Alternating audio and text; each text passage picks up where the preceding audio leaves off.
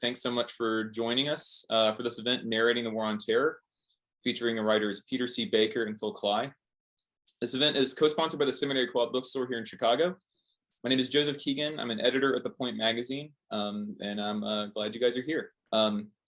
First, I want to note that The Point's got a new issue out, issue 27, which looks like this. It's got and it's built around a symposium on the question, what is the military for? Phil's got a great essay in here, as well as many, many other great essays. So you can get a copy at our website, or you can subscribe at thepointmag.com. It's a great issue with lots of great essays. So the three of us will chat for about 40 or so minutes, and then we'll turn it to a Q&A from the audience. So there's a little Q&A function down at the bottom of the Zoom screen. Some of you probably have used it before. You can feel free throughout the course of the conversation to throw some questions in there. And then towards the end, we will go to your questions, and Peter and Phil will answer to their heart's delight. So before we get started, I'll introduce our speakers for tonight's event. Phil Klay is a veteran of the United States Marine Corps and author of the short story collection Redeployment, which looks like this, which won the National Book Award in 2014. He's also the author of the novel Missionaries, which looks like this. And he recently published an essay collection called Uncertain Ground, Citizenship in an Age of Endless Invisible War. And he has an essay titled False Witnesses in issue 27 of The Point. Peter C. Baker is a writer and author of the new novel Planes, like so. His essays have appeared in The Guardian, the New York Review of Books, and the New Yorker. An excerpt from his novel appeared in issue 26 of The Point, our last issue. And he's got an essay called This Too Was History, The Battle Over Police Torture and Reparations in Chicago Schools, which was in issue 18 of The Point. So thank you guys so much for joining us. It's really an honor to talk with both of you. Thank you. Thank you. Yeah. I want to get us started with a sentence from the introduction to Phil's new book that I think really gets us to the heart of sort of what it seems like both of you guys are up to, or at least both of you, your books really deal with this kind of question that Phil raises. So he says here, how to speak meaningfully of a conflict that has lasted so long and at such a low ebb that most Americans can pretend it isn't happening. The war on terror, war in Afghanistan, war in Iraq, all of these conflicts have gone on so long that all the basic categories of war are scrambled. Beyond the euphemisms and the sort of bureaucratic speak that has crept into how people discuss these things, even the idea that this thing called the war on terror can meaningfully be called a war has been regularly contested. So the first question I wanted to throw at both of you is, how have each of you sought to address and perhaps overcome this problem in your writing, this kind of problem of the ability to speak meaningfully about this thing? Given the structure and length of the war, its distance from the lived experience of most Americans, how have you each tried to bridge the gap between the war abroad and then what's going on domestically? Well, I mean, I'll start if that's all right. Yes, please.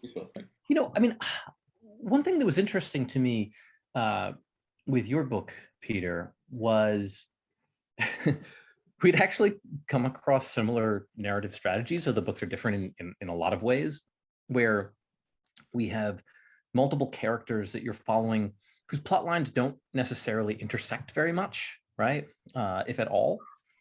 And on different continents, and yet they're all caught up in systems that perpetuate these wars, right? Or and that are sort of deliberately kept obscure from us, right? So you're looking at torture and extreme rendition and things like that, and my emphasis in my last novel, is the way that we've transitioned from larger scale troop deployments to increasing use of special operators, mercenaries, drone strikes, airstrikes, and a sort of sophisticated way of targeting and killing people, right? While our political leaders say that we're not at war.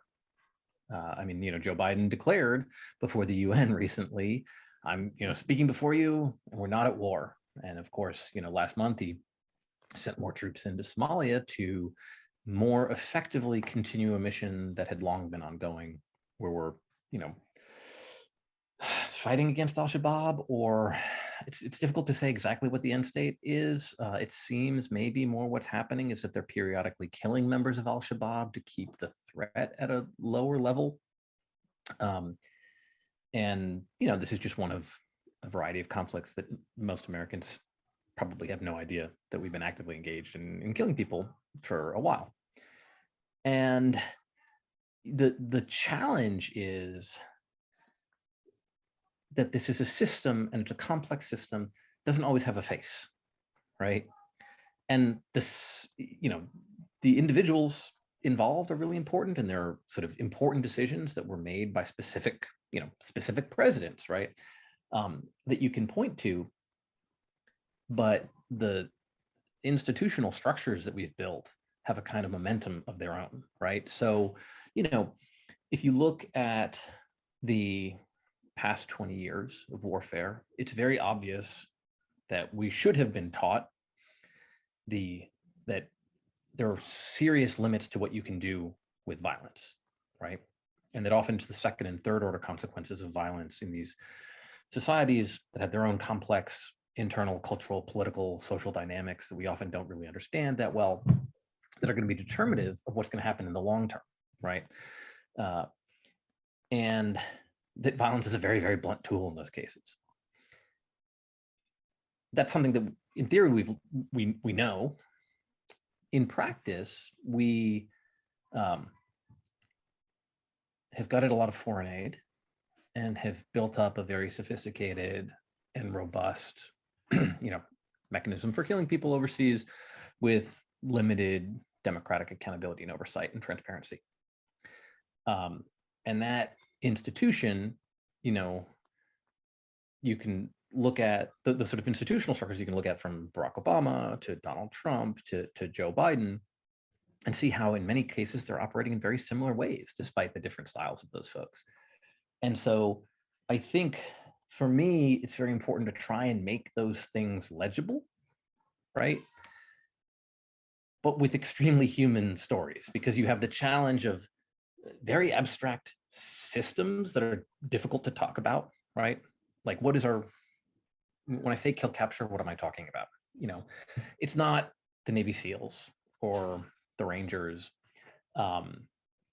It's a way in which we have brought intelligence and operations to work together much more closely. Early 2004, we're doing about 6 raids a month in Iraq. By 2006, we're doing 300. That's not because the Navy SEALs got tougher. It's because the whole support structure and infrastructure behind them became a lot more robust. The way that intelligence services were connected to operations became just a much tighter circle, and it became extremely sophisticated. And so, you have abstract systems doing very real damage to specific people's individual flesh, right?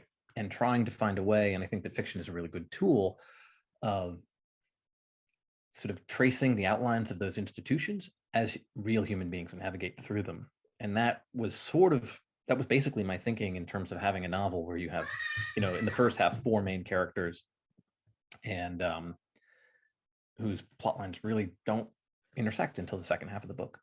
Peter? I'm aware, by the way, that I'm in kind of a sunbeam right now.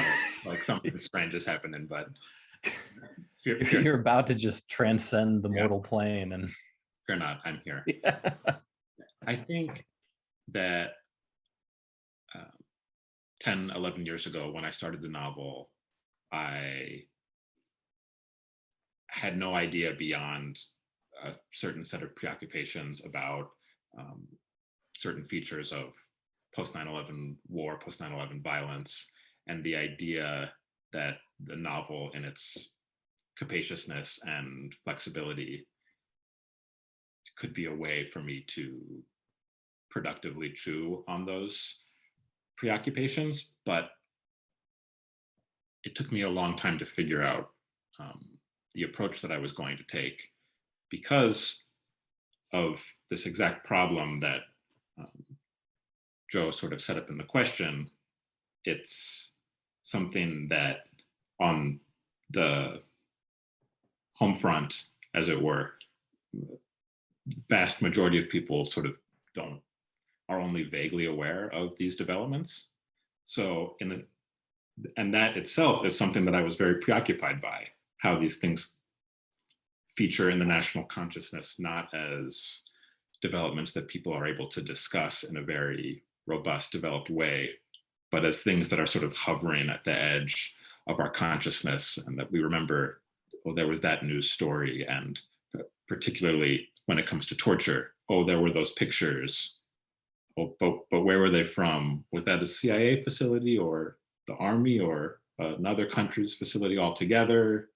And was it in Iraq or Guantanamo, or when did I see those pictures?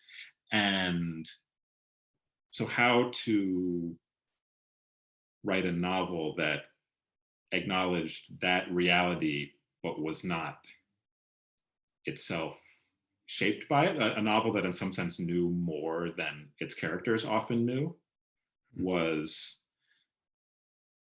sort of the challenge that I set for myself.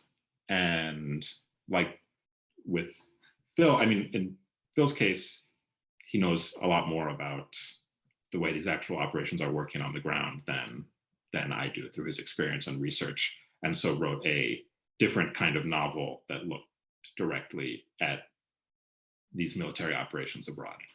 And in my case, I've been thinking all day about whether my approach was very, very, very similar or very, very different, or the mirror image, or sort of the cutout. It's a novel that is in some fundamental sense about these post 9/11 developments and operations that sort of it never mentions them, or it hardly mentions them. And I'm gratified to be in this conversation, because one of my fears was that as a result of this, it would not be legible as a novel about these post 9/11 developments.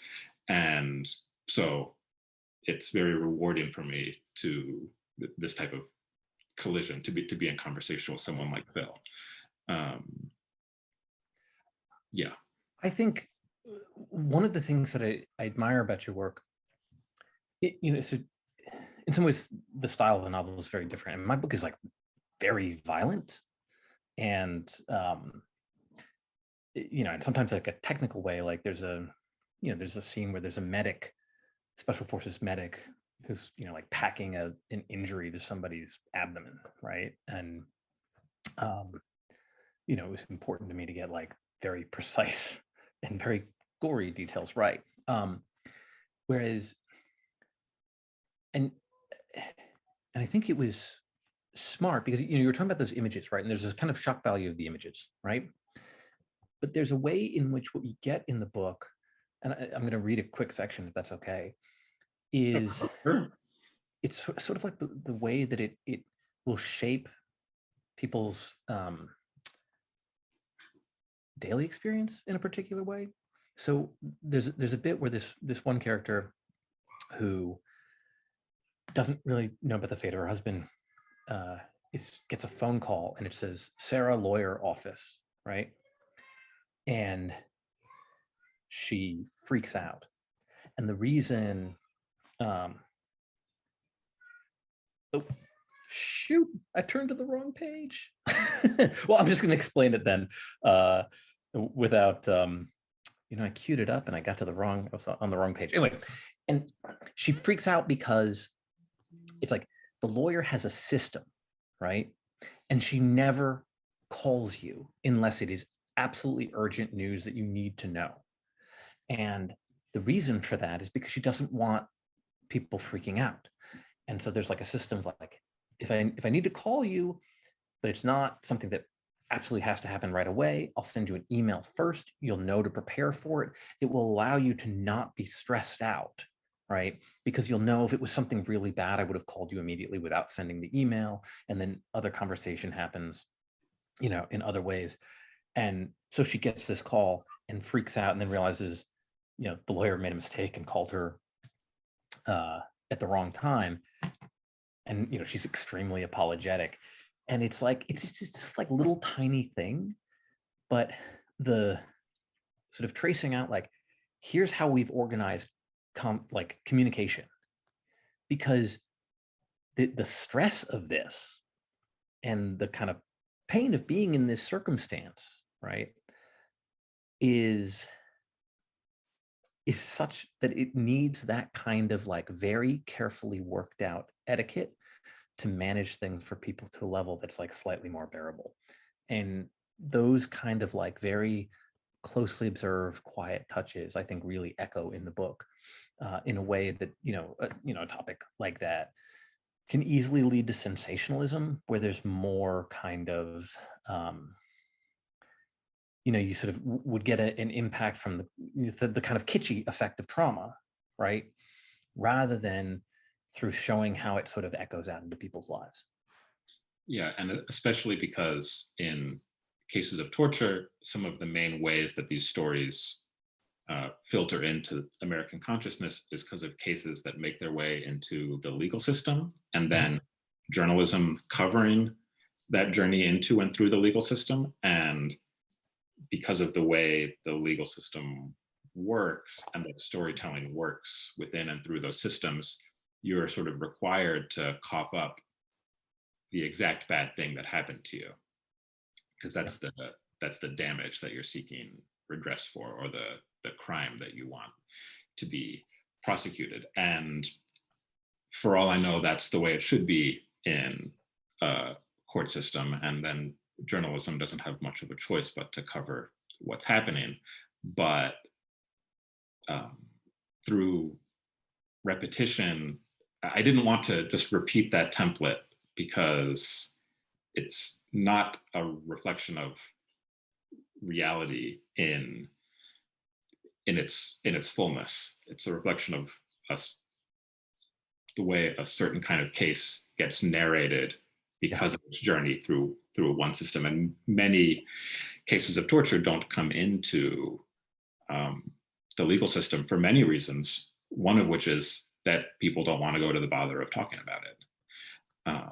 And that's a very real and sort of reflective feature of the experience of being tortured, being imprisoned, is not wanting to talk about it.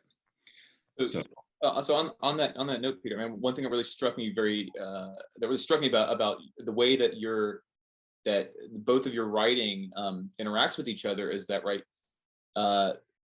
in Phil's fiction, a lot of the stuff is there, right? Like he said, like there's descriptions of sort of medics on the battlefield packing wounds. I mean, redeployment is full of it's full of like the real human blood and dirt of war, right? And you as a reader are there on the battlefield experiencing this with these soldiers and these chaplains and so on and so forth who are the subject of the story. But in your novel, Peter, right, it's all about the day-to-day life far from the battlefield, and how but nonetheless how the sort of high-level systems that constitute this thing that we call the war on terror nonetheless turn the domestic world into a battlefield in a variety of ways, right? So you have this wife in waiting whose husband has been disappeared, who she knows that something dreadful has happened to him, but she doesn't know anything of the details, and she's just waiting and waiting and waiting in this kind of nagging anxiety. And then you have this small town in North Carolina that gets sort of ripped apart once this sort of revelation of how they've been flying these torture victims out of this little airport, and then how that itself turns into a kind of new sort of social battlefield of this conflict. So I wondered if you guys could comment, I guess, a little bit on that, right? On like the differences in sort of presentation, right? Like right, Phil really gets you into the grime, but then Peter's work is kind of like it's a different dimension of the war, right? I think, especially in light of Phil's essay in the most recent issue of The Point, this is sort of what I was trying to get at before. We're using very, very different tools, but I think, not to speak for Phil, we're both he's sort of zooming in on the actual operations that don't get talked about, but in the hopes of, breaking through some narrative ossification on that front and steering clear of these sort of high gravity cliches that dominate the way we think about war post 9/11 or otherwise. And I am veering so conspicuously away from what we would think of as the battlefield or the front, but in the service of a similar set of goals. And getting away from the way these developments in American life and global life feature in, 95% of topical global thrillers, say. And the way those sort of locations can sort of like come together, right? There's a bit from Yube's perspective, which I did queue up the correct page in your book this time. He has no memory of his flight home. The few times that he tried to access it, he ended up stuck in the memory of another flight, the first flight, Pakistan to Morocco, the feel of the headphones on his ears and the goggles around his eyes that shut out everything besides the sensation of the jumpsuit on his skin, and the diaper around him, and the shackles around his hands, and the seat beneath him. When he felt his bowels and bladder start to strain, he called out asking if he could use the bathroom, but thanks to the headphones, he couldn't hear himself. After a while, he wasn't sure he'd even actually asked. And so he decided to ask again, and this time, after a few seconds, he felt the right headphone pulled away from his ear and heard a booming male voice say, in barely comprehensible American accented Arabic, "No bathroom." The headphone snapped back on his ear, and when he's stuck in this memory, it sometimes feels that what he's most stuck in is the question of whether the voice that said "no bathroom" was or was not one of the same voices from his cell in Pakistan. He goes back and forth. It was, it wasn't, was, wasn't. And when he's unstuck, he can't imagine why he cared and tries to forget he ever did.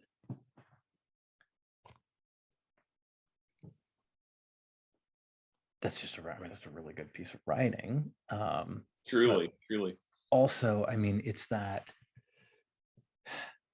It's very, very specific about being unstuck from specificity, right? Because of what's happened to you, and also, in a way, it's sort of like this perfect distillation. It's you're talking about. Sometimes these stories don't get out. It's difficult for people to even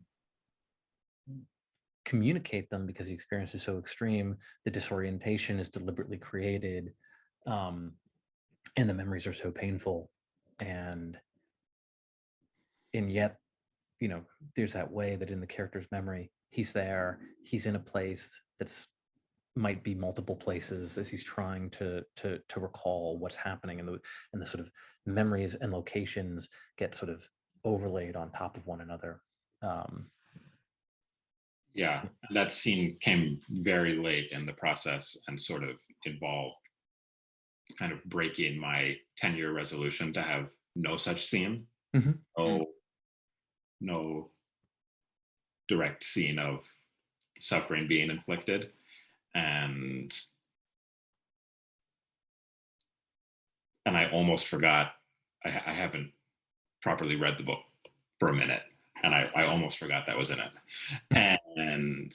But I think my hope was that in its specificity, it would sort of be a nudge or a spur to help the reader realize or remember, okay, at this level of specificity, this is just the beginning, right, of what this guy went through.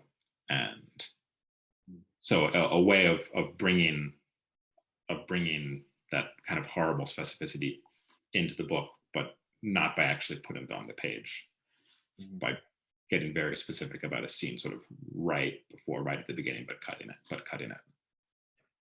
So the question that Phil raised that I started this conversation with about this how to speak meaningfully also raises the question of form. And something that's really interesting about both of you is that you're not only fiction writers, or sure, I mean, you're right. You've worked in fiction. You've written stories. You've written novels. You've written journalism. And I guess I both of you have pointed to this a little bit, but I wondered if you might be able to. I'm really interested in how these different forms of writing, the essay, the sort of article, the short story, the novel, how each of these sort of illustrate the different dimensions of the war, or right, what, yeah, how they've functioned for you as ways of sort of getting to the heart of the matter. Yeah, so I think with fiction, you're bringing somebody into an experience, right?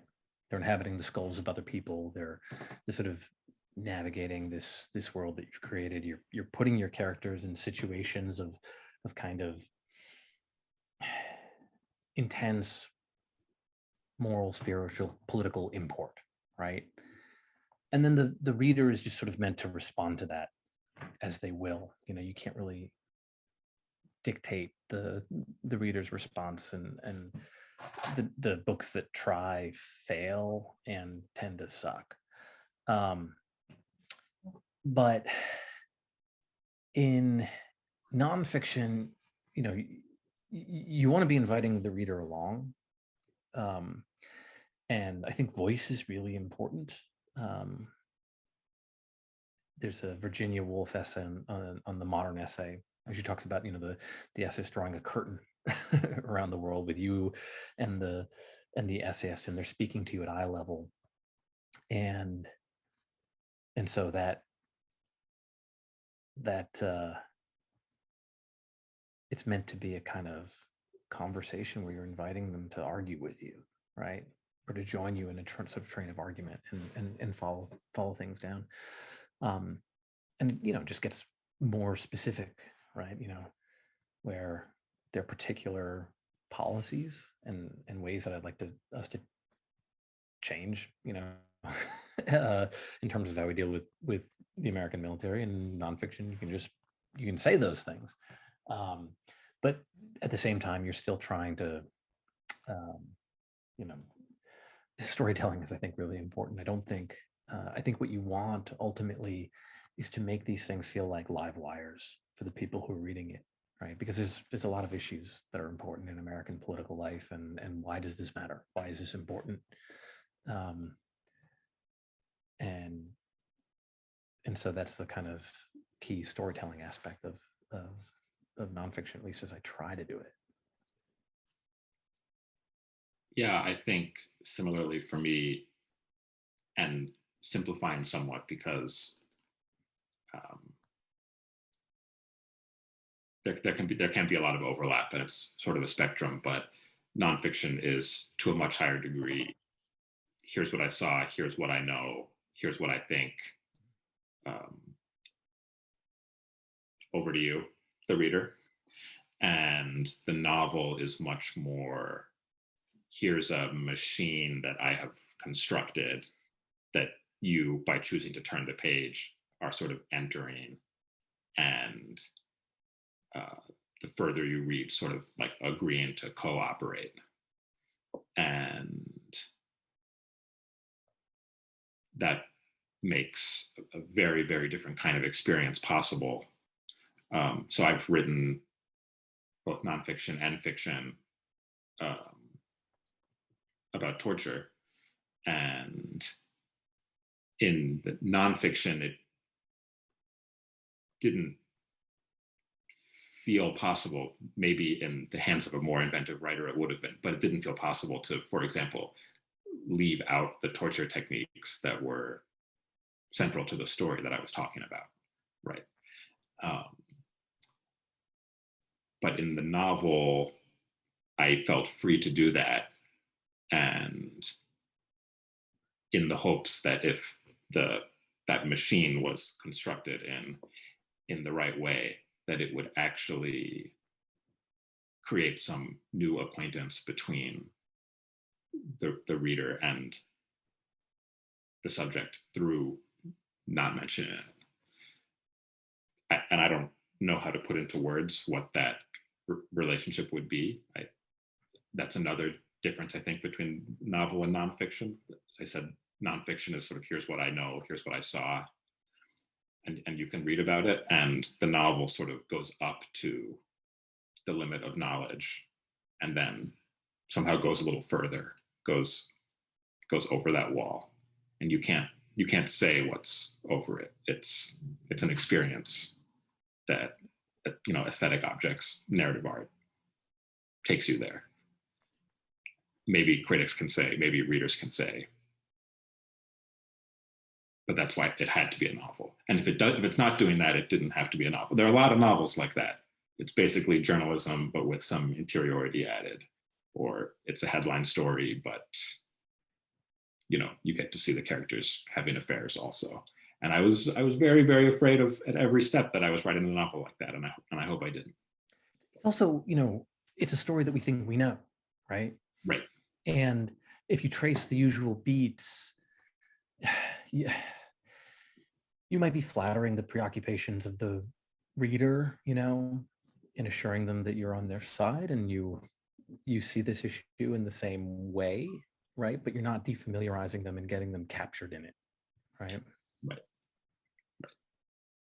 Yes, I would like to think that if I were the Jake Gyllenhaal character in the forgotten 2005 movie Rendition, that I too would have a conflicted conscience about the situation I found myself in.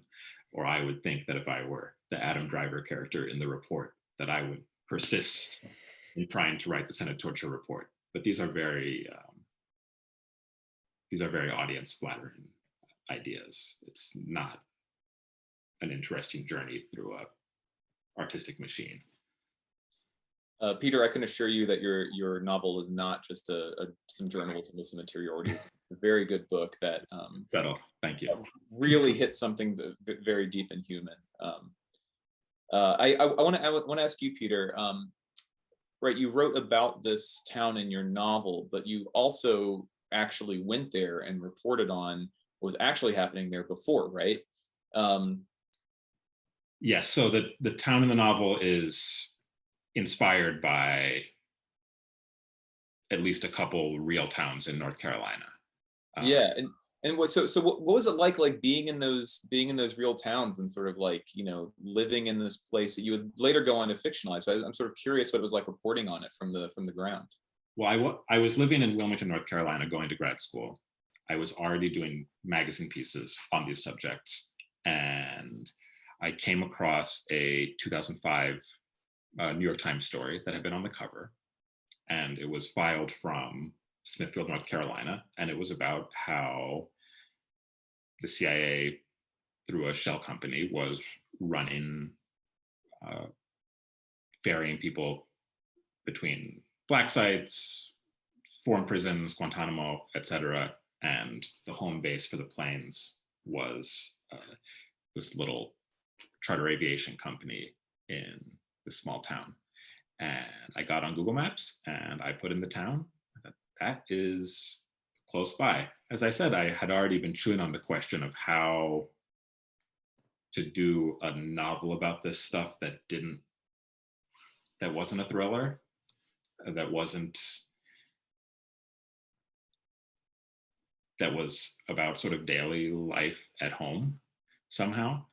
And so I thought maybe somehow this is it. Something was buzzing for me. Put it in Google Maps. This is close. I could be here tomorrow.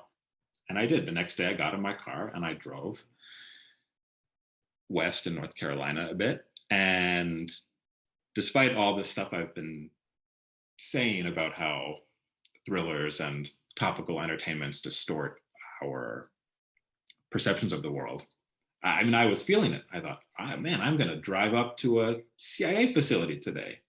On Google Maps, it looks like you can just pull up and look at it. This is thrilling. I'm feeling serious main thriller character energy, as it were. And of course, you pull up and it's just a totally nondescript building. And maybe that was a little bit of a letdown, but within a minute after that, so, well, it's just a normal building and there's some very normal houses, and there's a real estate office, and there's a restaurant.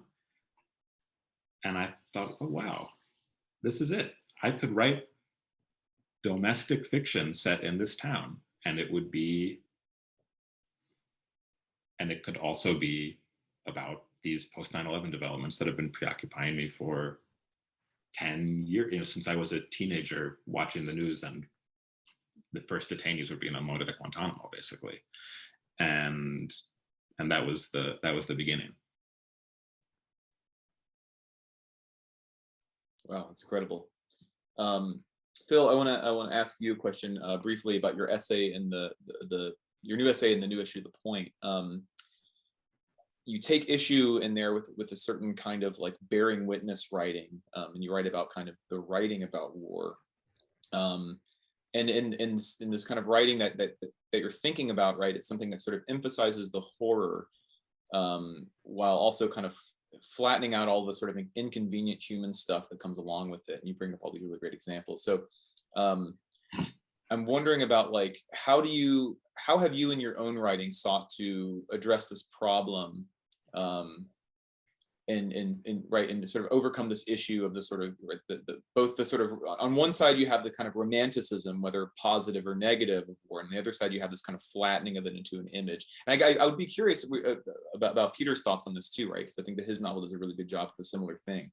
So yeah, I in some ways take the easy path, where I was like, I'm shutting it out, and that's my move, and just evoking it as this thing lurking at the margins. And I think Phil sort of sets himself almost the harder job of going in, and it on the surface resembles a more familiar conflict story, war story, violence story, and then he has to find his way to make it not. And the essay begins with Wilfred Owen, who I love. A great and admirable poet, and then sort of proceeds to ask a bunch of what I call impertinent questions about him and his idea of poetry, and the sort of pity being in the poetry, as Geoffrey Hill said, the poetry better not be in the pity or it won't survive, right? And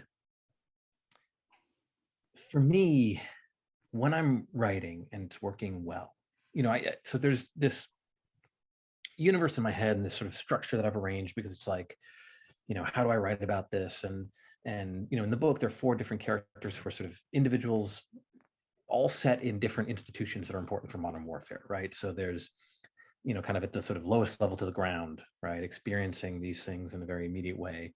There's a kid who ends up joining the paramilitaries, right? In this poor region of Colombia on the Venezuelan border. And then there's a guy who's in the Colombian military, right? There's an officer in the Colombian military. And so he's one of the guys who organizes some of the missions, right? That sometimes happen and sort of change the balance of power in that one guy's region. Then there's the American, right? Special forces guy who will work with the Colombians and has also spent time in Afghanistan. And then there's a journalist who's trying to sort of make sense of it. And, sort of all these institutions are important institutions. The paramilitary is the, Colombian military, in this case, local militaries that we work with, American special operations, special forces troops, and the media. And all of the characters are sort of at odds with their institution in some important way. And, it starts out as kind of individual stories, right, of them navigating through these things. And so I kind of figure once I've set something like that up, that, okay, this world is important and I'm going to navigate through it. And then kind of as you're writing, anarchy takes hold, right? And a willingness to admit all the things that you're not supposed to admit, right? There's a kind of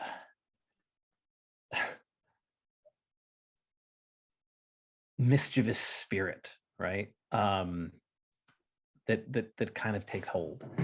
And it's not to be contrarian or anything like that, because I think if you're contrarian, then you're actually sort of chained to the narrative that you're being contrary to, but more a kind of like openness to, what would these characters be like, and what might they do, and what choices might they make, what might they enjoy? I mean, you know, it's a book about professionals, and they're good at what they do, some of them, and like it, even if they're morally conflicted about it.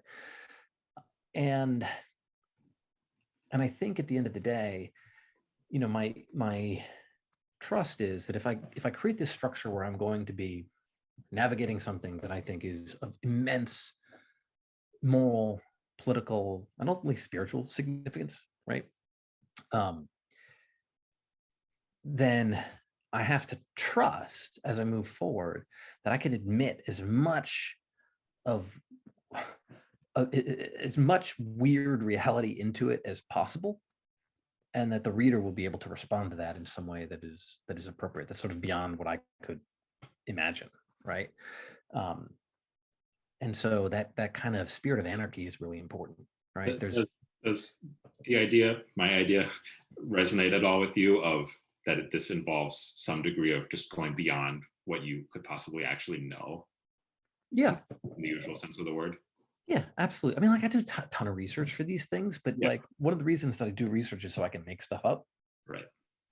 Because, you know, if I know like 7 things about the Colombian military, like, I'm gonna have a guy who does all 7 of those things, you know. If I know a bunch of things, I'd be like, but have him do this, or like have him do the wrong thing, or be a different kind of guy than anybody that I talk to. But because I have a decent understanding of the context in which he's operating, I can make him a sort of plausible, interesting person within that, right? I mean, there's nothing worse than when you're reading fiction and a character, you know, sidles onto screen, and it's like all the cultural types about that sort of person. You know, there's like one novel that I read, I started a couple of years ago, and, you know, it opened with like a bunch of like vets who are working out in the gym, and they're wearing t-shirts that say "one shot, one kill," and they're like working out to like get over their PTSD from the war crimes that they committed. And I was like, this is not going to be a good book. You know, I mean, and like, look, it's not like the guys in the gym wearing the "one shot, one kill" like there are those guys, but they're also the guys making fun of those guys. It's just and so I think part of it is anytime I feel too convicted or too certain of myself, like, at the end of the day, I'm a novelist, right? And anytime the novelist starts to get on his soapbox, you know, the writer, the individual, starts to get on his note box, the sort of spirit of fiction should just like kick him in the nuts, because it's horrible, right? It's absolutely horrible. Nobody wants to read it, and it doesn't but more to the point, it doesn't create a reality compelling enough to get lost in, to get captured by, right? Because that's what I want. I write about war not because I have rationally determined this is an important thing that we should be concerned with and know about, which we should, because it has shaped my life. And, you know, I remember a Vietnam veteran talking about, like, he came back to America and he couldn't understand. He just couldn't get it through his head that Vietnam was not the dark star around which everybody was in orbit. But it just wasn't, right? And, you know, for the past, for my adult life, right, these wars have been the star that I've been in orbit around. And I want to get people captured by that. But I'm not just captured by it because of the morally important things that happen, right? I'm captured by it by all the dumb jokes we made in Iraq, and just the really weird stuff that happened, and just the messy complexity of human life in these places that is riotous, right? And sometimes very comic. I mean, there's a reason that like some of the funniest books ever written are war books. Mm-hmm.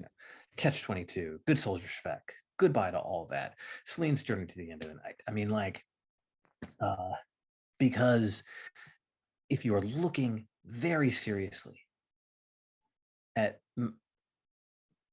life at the intensity that it happens in Warzone, there's an unbelievable amount of absurdity and ridiculousness, and also just human beings responding with a comic, anarchic spirit, whenever they're sort of constrained by systems that want to treat them as things or as tools, they start behaving as anything but. And that chaos, that human life, right? That spirit has to be present in the fiction, or it's not fiction. Not really.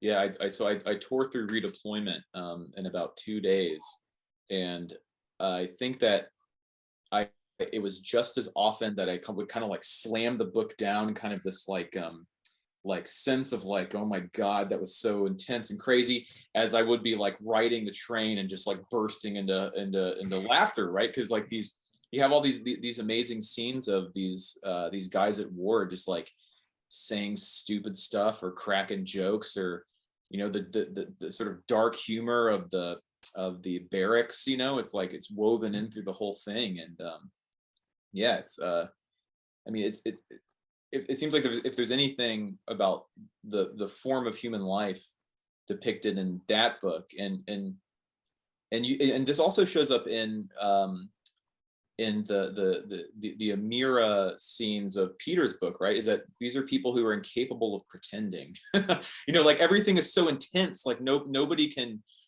pretend, right? And there's something about when you kind of peel that back, you see some vision of the human being that like I don't know, as a reader, I just found so compelling in both of those cases. There's something true in there that it's really hard to find in places other than war, I think. Well, right. I feel like we can talk about this forever, but I think we should maybe go to the Q&A to give our wonderful audience an opportunity to ask a couple questions to you guys. Do we pull it up now? I think Rachel's going to hop in here and you guys don't have to worry about it. Hi, everyone. I'm Rachel. I'm the managing editor. Don't want to alarm you by just popping out of nowhere. But now would be a great time if you have questions that have occurred to you throughout the conversation to just put them in the Q&A. I'll be selecting some and reading from them, and maybe interpolating some of my own commentary at the same time. So don't hesitate to put more questions in the Q&A. We have about 10-15 minutes for that. So I will start with a question from another Peter, who was we've talked a bit about this, the relationship between fiction and journalism, but I think this question is pretty interesting. So Peter says, I found in my experience in English/lit higher ed that people often interact with fiction as if it's journalism. In other words, being scandalized by fictional things as if they really happened. To what extent do either or both of you feel that fiction is a useful way of talking about such a journalistic subject? Is fiction a more or less effective means of talking about real life and pressing issues? And I guess I would add to that, how do you guys respond to or try to protect against this response in a reader, or this temptation to read fiction as real life? Yeah, I mean, there's a way in which sort of people will approach, a book like Redeployment as a sort of guide to learning, quote unquote, what it's like, right? And, one of the reasons I wrote Redeployment the way that I did, with 12 narrators who had radically different experiences, did different jobs, were there at different times, it was fundamentally almost like a different war in places, was because that doesn't really exist, any kind of what it's like. And then also, your job in fiction is not to present sociological types, accurate sociological type, prototype of Marine infantry, or whatever. It's to present really interesting characters who are interesting because they're not like everybody else. I mean, when I was writing one of the stories in Redeployment is Mortuary Affairs guy. The story is called Bodies, and was talking to somebody who'd done that job, and I knew folks who'd done that job. They've been like, everybody believed in ghosts after a while, right? Because you're, bringing the bodies of the dead home. You're working with dead bodies from the battlefield constantly. It's just like everybody was like believed in ghosts, and I was like, all right, my guy is going to be the guy who doesn't believe in ghosts, and there's going to be a whole, not reason why, but I'm going to make that intelligible, right, to the reader in a very particular way, because he's a particular guy, and he's dealing with concerns about this that I think are really important, but are very distinct. I don't mind it. I mean, I think it's actually really good, and I think what can be great with fiction is that it's like a kind of bridge, right? It's like a sort of safe place for people to inhabit from different worlds of experience. A chaplain told me when he was doing training, he used a story of mine, which is about a chaplain in Iraq who's the unit that he's with. One guy confesses to him that they've been doing war crimes, right? And he tries to respond to it. And the reason he uses the story, he's like, because if you bring up real stories, everybody gets really quiet and defensive. But if it's fiction, it's like, oh, it's safe. And then all of a sudden, like, people are having these intense conversations, right? That are obviously informed by real life, right? And so in terms of whether it's more or less effective, I think it does a different thing, right? And it's difficult because there's works of nonfiction that are more like novels, right? Michael Hare's Dispatches is a kind of absolutely brilliant example of that. And actually, I talk about, there's a journalist who was interviewing, oh God, what's his name? He wrote Company M, famous Vietnam journalist, John Sack.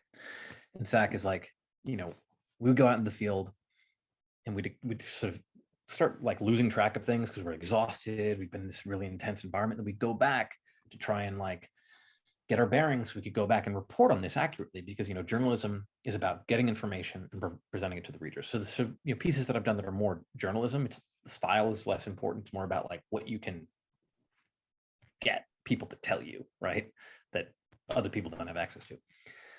And he was like, but what Hare understood was that experience of going nuts, of losing yourself, that was the critical experience. And he put that into the prose.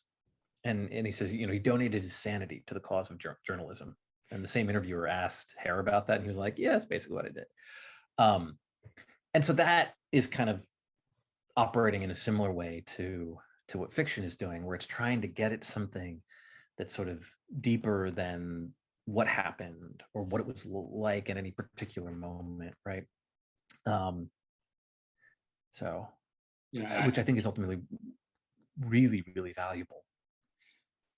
I think that fiction it's absolutely fine. There's nothing wrong with fiction containing facts about the world that are educational to the reader. The problem is if that's happening at the expense of the author sort of using fiction's unique capabilities to change your relationship to the story as you're hearing it elsewhere, right? So having X, Y, or Z fact in your fiction is totally fine. And the question to me is more at the level of form. Like, is that fact being deployed because it's what people expect from the type of story that you're telling? Because it's how they're getting the type of story through the news already. The news, sort of bad movies, things like that. And so the novel is a chance to draw people's attention to the way they were already thinking about something without realizing it. And maybe that's what your chaplain friend was saying. You can, the questions that you find yourself asking yourself, or the way that you find yourself talking about the novel in a classroom or with other people, or as you're talking back to a reviewer in your head, that teaches you something about the world that is sort of distinct from and over and above a fact that the text can deliver to you. I mean, I think it's really good for there to be a lot of facts, right? In Yeah. fiction, like the world is an interesting place. You should put some of that interesting stuff in your book, right? But in terms of like my process, like when I find something that just captures me, I don't just write it into the book, right? I'll sit with it. Sometimes like I've sat with things that I know I want to write about for like a year before I ever try and introduce it into the fiction, because it's about how am I going to move into that thing, right? And how is it going to interrelate to the other pieces? And sometimes I'll have like a sort of string of things that like make sense in my own crazy head, you know, where it's like this story about a college campus needs to be connected with the, you know, when they shouted insults at insurgents to draw them out, which needs to be connected to like killing people by looking through a thermal scope and then calling in the kills once the heat temperature had sort of faded, right? And those things are connected in my mind for reasons I don't even fully intuit, but I'm going to figure out a path that goes through them and a voice, and a way of framing those things so that they're not just individual facts about things that happened in Iraq, but are relating sort of structurally and emotionally at a very different register. And which can, like in my case, so much of the novel comes with being sort of captivated in an unpleasant way by revelation after revelation from Abu Ghraib, Guantanamo, Black Site 1, Black Site 2, Black Site 3, etc. Or the things that you don't know, right? I mean, right. Like the bit with the letters where she's getting these letters from him where they're banal, right? And bits are redacted. And she's like, reading them makes me feel farther away from him. Not reading them would make me feel further away from him. Like there's no, So the book doesn't teach the reader anything about these techniques, but I would hope that for a lot of readers, it draws their attention to the fact that some part of them is going through the novel waiting for that moment to come, the horrifying scene that they kind of already know what it is, and that as it doesn't come, I guess that's a bit of a spoiler, as it doesn't come, that is, you know, an interesting experience of a type that only could have been produced by art. And I struggle to see how journalism could really do that, because in journalism the job is to say it. This is a question that kind of builds on that, Peter, and it's for you. It's from someone named Johannes. He says, how did the nonfiction you wrote for The Point about police torture in Chicago affect your decisions in depicting the effects of torture in planes? And for those who don't know, Peter wrote an amazing reported piece in issue 18 of The Point called This Too Is History, about the police reparations curriculum that was put into practice in the Chicago public schools after the John Burge police torture case kind of worked its way to its conclusion. And Peter sat in on a class where high school students were taught about the experience of torture, and had police torture victims come in and speak to students. And when we were talking actually this past weekend, Peter, you said to me that the piece was, as you were writing the piece, it was kind of this hinge moment for you in working on the novel, where you were like kind of filing away certain things, like, okay, this is for the Point piece, or this is for the journal, like the magazine piece, and then this is for the novel. And I guess I'd be curious if you could talk a little bit about that thought process. I think I realized I was so excited to write the piece because I was already sort of inching towards this realization that to the extent possible, I wanted to avoid actually graphically describing torture scenes in writing that I put into the world, as just a general principle. And the nature of what was actually happening on the ground in Chicago, which was that in every 8th grade and 10th grade history class, and in some other scattered classes, it was set that for a month there was going to be this lesson about this stuff. It was sort of a way out within that still sort of respected the game of nonfiction, because it wasn't, I was able to include scenes of students hearing the descriptions that their teachers chose to use of these scenes, which is not exactly the same thing as saying the scenes, right? And then it's a story not about Exhibit A from the courtroom or the legal filing or piece of journalism or advocacy journalism or a Human Rights Watch report. It's instead a story about something that's happening in the mind of a child, or in a meeting of minds between children in a classroom.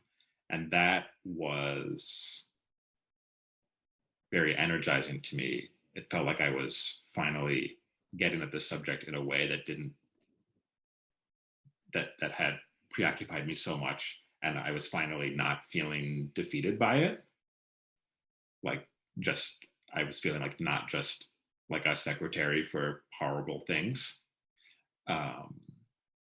And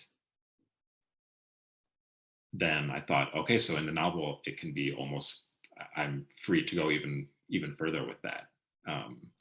The nitty gritty of what's happening to these characters, or even exactly where they are or why, can be left out, because novels don't exist in isolation, right? You can read it and note that these details are absent and ask yourself why, and be aware that if you want to explore these questions more, you have Google at your disposal, you have nytimes.com. The world does not need more of these descriptions pumped out and printed for their own sake. And it was just, it was part of how I found the resolve to finish the book, seeing the piece come out, feeling good about it, seeing people all over the world, respond, get letters from kids all over the world who were thinking about similar questions in very different national contexts, hearing from survivors of torture and police violence, and it just helped me over the finish line and helped me with what, in retrospect, I came to understand as sort of the central mission of the novel, which was identifying these sort of stock templates for talking about these things, and then using sort of the tools of literature, the tools of art, to just push myself in the opposite direction. Not because I knew what was over there, but just sort of to see what I found, and then hopefully pass it on. Yeah, I think having read the novel and then going back to the police torture piece, I was struck by how, one of the things I love about This Too Is History is how you are able to sort of show the stakes of these questions and the ideas behind them through these very kind of day-to-day things that are happening in the classroom or in like school board meetings. And then you see some of that in Planes with this Mel character who, is on the school board, and like that is kind of her, like how she interacts with politics and ideas. So anyway, it was very, very cool to see. And thank you, Johannes, for that question. I I think we have time for a couple more questions, if that's okay with you guys. I don't want it to go too long. We have a few questions, a couple of questions that I might try to combine because they're related. One person asks, both of you seem to be interested in the way that evolving technologies bracket the violence of war, whether in the form of emailed warnings or drone strikes, and it calls to mind the social changes wrought by the introduction of war photography. I wonder whether or not you think that fiction can serve as a useful approximation of the experience of violence, or is it too just another way of bracketing it? So that's one question. And then I think this might be a little bit more of a concrete angle on that question. Nico asks, where do you see the line between entertainment or sensationalization and a more critical look at the war on terror? And what is our war writers' responsibility in that space? So how do you kind of, especially when dealing with violence and these kind of difficult experiences of torture, what can writing do that maybe film and TV can't do?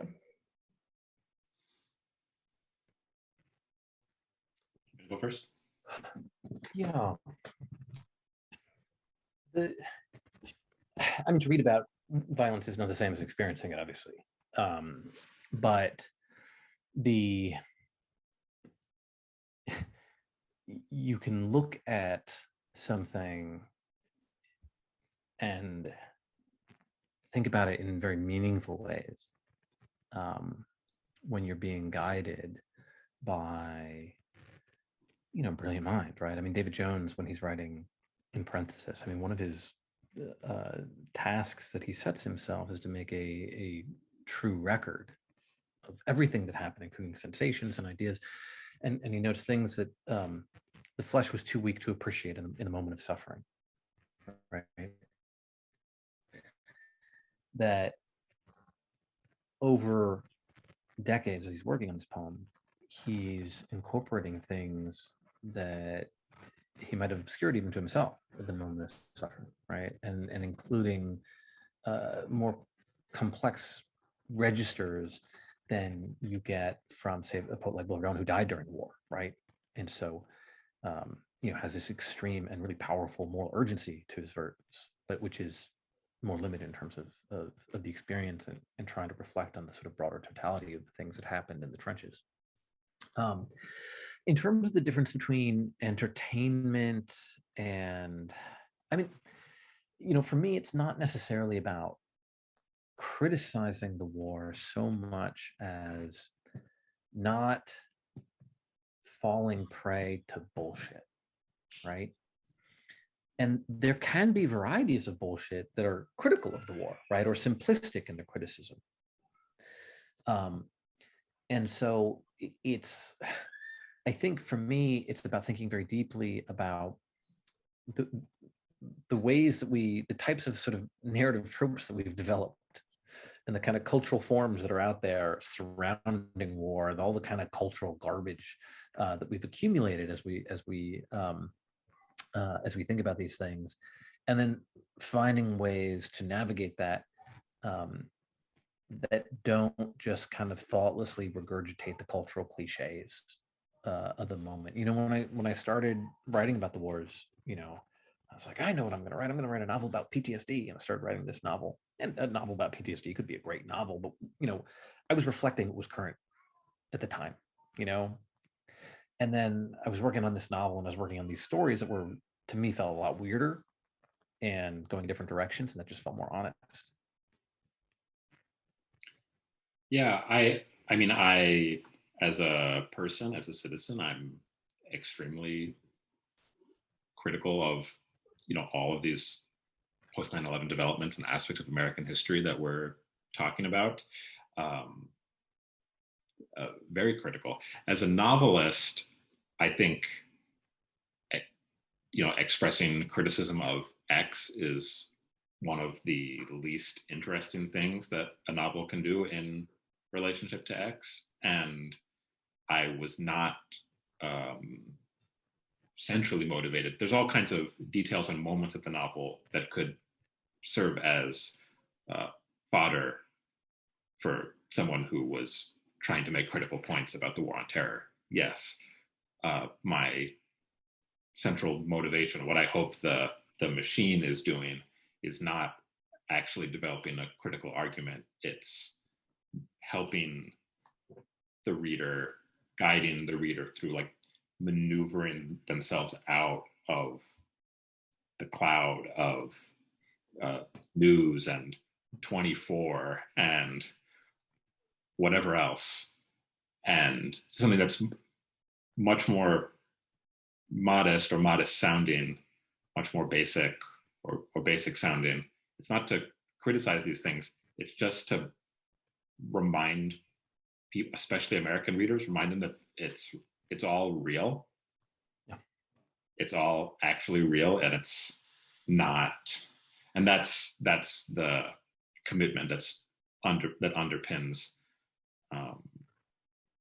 a lot of my method, which is focusing on these totally quotidian scenes of doing dishes and cleaning the house and trying to pay the bills. Is my conviction that all of reality is real. There's no over there other realm.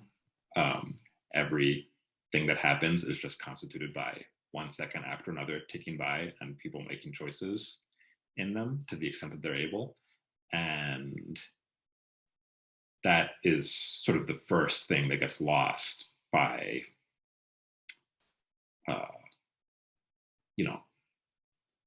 bad art, by bad storytelling, by cliches, by political lies, by political simplifications, etc. And the novel can't exactly directly counter these things, or it's not a good use of novelistic tools or tools that are unique to the novel, but they can sort of, they can do something very different, which is saying, oh, everything is real, like reality is real, which sounds so simple, but is the hardest thing. I think that's a great place for us to end. Reality is real. Yeah, My I mean, controversial opinion. it's striking to me that it's sometimes in fiction that you get that experience of reality in a way that you wouldn't in a piece of journalism, which can create that kind of distance that you were talking about, Peter, even if it doesn't mean to. So thank you both, Peter and Phil. Thank you, guys. It's been such an honor to have you here. You are two of our favorite writers and critics, and some of the best people writing on American empire and war today. So it's like so exciting to have the two of you in conversation. And thank you to the Seminary Co-op for partnering with us, and please buy their books. You won't regret it. I put the links in the chat earlier and throughout the conversation. So take a couple of seconds to open those before the conversation ends. And thank you everyone for joining us today. And thank you, Joey, for moderating. Thank you, guys. Good to talk to you guys. Pleasure. Much. Okay. Thanks, everyone. Bye. Bye.